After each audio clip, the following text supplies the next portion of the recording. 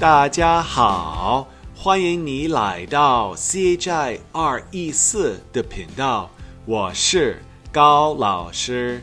今天我们要开始学第16课对话一。第16课说什么？跟我说，约会，约会。Hey everybody, this is Gao Lao Shi, and welcome to our first pre-class video in CHI 214. In this video, we're going to be focusing on the first part of Lesson 16, Dialogue 1, which is all about dating, or in Chinese, 约会. These short videos, by the way, are aimed at helping you prepare more effectively and efficiently for class so that you'll become a more proficient and confident speaker of Mandarin Chinese. The videos are created to help you gain a basic understanding of the next class session's main vocab words and key grammar points, so that I don't have to spend valuable class time lecturing. Research shows that the most meaningful learning happens when you're actively engaged in activities that require you to use our newly studied vocab words and grammar patterns. So that's what we're going to do in this class. We'll use the pre-class videos to prepare for class, and then during class time, we'll have real-life, hands-on practice. So let's look now at what's expected of you before our next class session. If you follow along with this video and do what it asks you to do, you will be able to accomplish the following learning goals. Number 1, you'll be able to read, understand, and pronounce with correct tones all of the assigned vocab words from Lesson 16, Dialogue 1. Number 2, you'll be able to read and fully comprehend on your own the textbook dialogue. And number 3, you'll have a basic understanding of the dialogue's main grammar points. And there are 2 that we'll focus on here in this pre-class video. 准备好了吗？好的，我们开始吧。One of the best study methods you can use in preparing for the next class is to listen to the textbook audio at least 3 to 4 times. I always like to begin by first listening to the audio of the vocab words, and as I hear the speaker pronounce the words, I try my best to mimic their pronunciation out loud. Let's listen together. Lesson 16, Dialogue 1, Vocabulary. 同 same, alike, 印象 Impression. 成 to become, 演 To show, a film. To perform. 费 to spend, to take, effort, 力气 Strength. Effort. There aren't many vocab words assigned for our next class session, so please do go back and listen to this audio at least 3, 4, maybe even 5 more times, repeating out loud what you've heard. So after listening to the audio of our new vocab words, it's now time to move on and listen to the audio from the textbook dialogue. So let's listen together.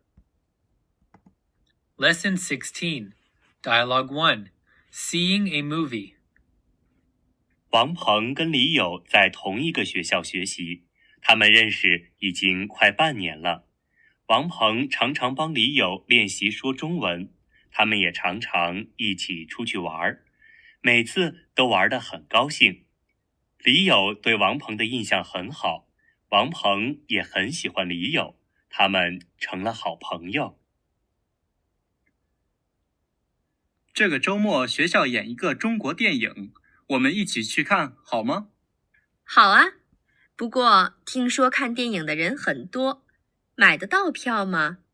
票已经买好了，我费了很大的力气才买到。So please do go back and listen to this audio at least 3 more times, just to make sure you can fully understand what all of the speakers are saying.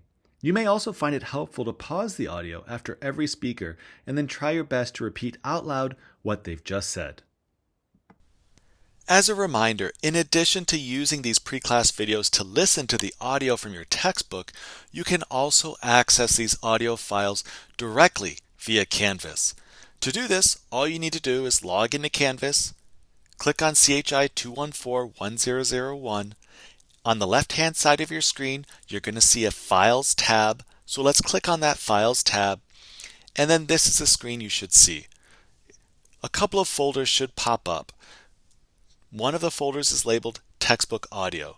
So to access the textbook audio, you're going to want to click on the folder labeled Textbook Audio. By the way, if you're completing the workbook assignments, which have a listening comprehension portion to them, here you would click on the workbook audio file. But let's click on the textbook audio file.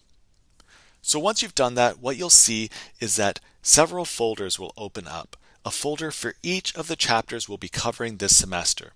So if you want to listen to audio files from Lesson 16, just click on the folder labeled Lesson 16. In addition to listening to the audio, another effective method to learn our new vocab words is to use flashcards. And Quizlet, as I'm sure many of you are aware of, is an excellent and free flashcard-based website.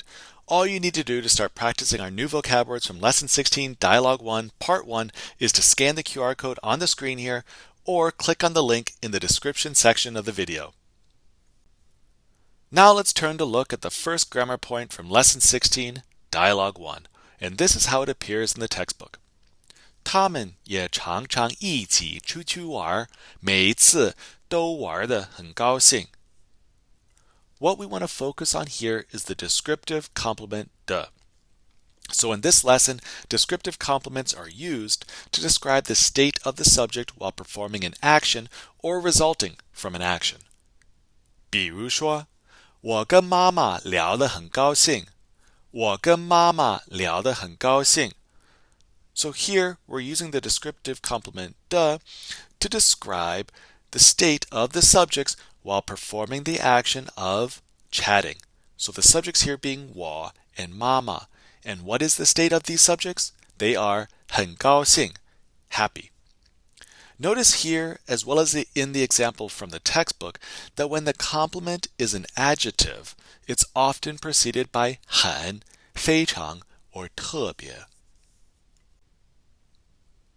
孩子笑得很可爱。孩子笑得很可爱。So here we are using the complement to describe the subject 孩子 of the sentence. The child is cute when he's smiling. 中文怎么说? He was worn out from playing ball. Or more literally, he played ball and he was worn out. 他打球打得很累。他打球打得很累。So here again, we're using the descriptive complement to describe the state of the subject. What is the state of the subject here? They're tired from playing ball. 中文怎么说? They were so happy that they ended up singing and dancing. Or more literally, they were happy and they were singing and dancing. For the singing and dancing portion of the sentence, you're going to want to use the yo pattern. 他们高兴地又唱又跳。他们高兴地又唱又跳。So what's the state of these subjects? Well, they were happy when they were singing and dancing. 好的，我们来练习一下。Complete the sentences below with the descriptive complement. You may want to pause the video here because I'm about to give away the answers. 第一，妹妹唱歌唱得很高兴。妹妹唱歌唱得很高兴。So here, again, the descriptive complement is used to describe the state of the subject. Happy. 第二呢？我写汉字写得非常累。我写汉字写得非常累。Here again, the descriptive complement de is used to describe the state of the subject, 非常累, really tired, when they're writing characters. 第三呢？小高的妹妹长得特别高。小高的妹妹长得特别高。So again, the descriptive complement is used to describe the state of the subject. And here the state of the subject, 小高的妹妹, is that they're very tall. Let's move on now to look at the second main grammar point from Lesson 16, Dialogue 1. And this is how it appears in the text. Leo says, 好啊，不过听说看电影的人很多，买得到票吗?买得到票吗? That's the portion of the sentence we really want to focus on here. This 买得到. This is called a potential complement. And potential complements indicate whether a certain result can be realized or not. So with a potential complement, they usually contain either 的 or 不. 的 would be the affirmative, 不 would be the negative, which then are placed between a verb and a resultative or directional complement to express the possibility or lack thereof of the result occurring. 好，我们来练习一下。你能学会跳舞吗？你能学会跳舞吗？ B 说，跳舞太难，我学不会。跳舞太难，我学不会。So here A is simply asking, are you able to master dancing? Right? Are you able to study it? B says, wow, dancing is too hard. I am unable to master it. 学不会。A 说，你吃得完这么多饺子吗？你吃得完这么多饺子吗？ So A is asking, can you eat? Do you have the potential to eat all of these dumplings? B 说，我吃不完。你也可以说，我吃不完这么多饺子。So here B is simply saying they do not have the potential to eat this many dumplings. What if you did, though? You could say, 我吃得完. Here you'd use 的 instead of 不 to make it affirmative. A 说，这本书我考试要用，你今天看得完吗？中文怎么说？ So let's use the topic comment structure here. 这本书我今天看不完，你先用吧，我以后再看。So here we're saying, this book, I, today, will not be able to finish. I do not have the potential to finish this book. And so you would say, 看不完. Hopefully you've noticed here that most of the sentences, I think all of the sentences actually, that we've been practicing all appear in the negative, which is very common for potential complements. However, there are times where potential complements appear in the positive, in the affirmative, though it is less common. When they do appear in the affirmative, though, you'll sometimes see 能 being used instead of 的。比如说，今天的功课不多，我很快就能做完。今天的功课不多，我很快就能做完。So here we're saying that there's not much homework today. So I will be able to very quickly complete it. Here we're indicating a potential to complete the homework. 能做完. And if you were unable to complete it, you would say 做不完。很好。好的，中文怎么说? The language in this Chinese movie isn't difficult. I can understand it. 这个中国电影的中文不难，我能看懂。我能看懂.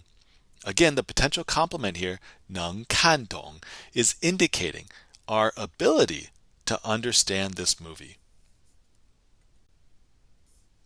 Let's take a step back now and look at these two sentences.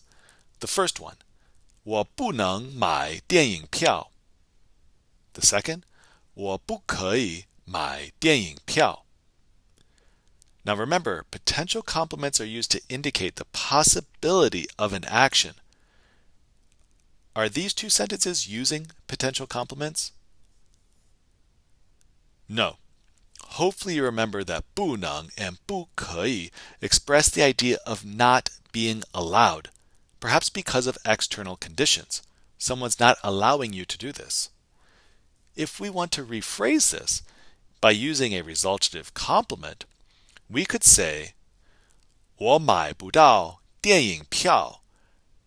我买不到电影票. And in this sentence, using the potential complement 买不到, we're simply saying that I'm unable to buy the movie tickets, most likely because they're sold out. 好的，我们来练习一下。Please answer the questions in the negative form with a potential complement. You may want to pause the video here because I'm about to give away the answers. 第一，我下午有课，3点回不来。我下午有课，3点回不来。In this sentence, we're saying, I've got class this afternoon. I will therefore not be able to return by 3 o'clock. 回不来。第二呢，我看不懂这本中文书。我看不懂这本中文书。Here we're saying that I cannot understand this Chinese book. 第三呢，我今天写不完100个汉字。我今天写不完100个汉字。So here we're simply stating that I will be unable to write 100 characters today. For additional explanations and examples of these grammar points, please do reference your integrated Chinese textbook. You'll find these examples and explanations on pages 172 to 175. For those of you interested in learning more about Chinese characters, especially how to write characters using the proper stroke order, I would encourage you to visit the Chinese Learning website. You can find the URL here down below in the descriptions for this video. Or if you prefer, you can scan the QR code here on your screen. It'll take you to the page where you can look up any single character and get information on how to pronounce it, on its meaning, and perhaps most importantly, the correct stroke order. It'll walk you through stroke by stroke how to write any character in the dictionary. So enjoy.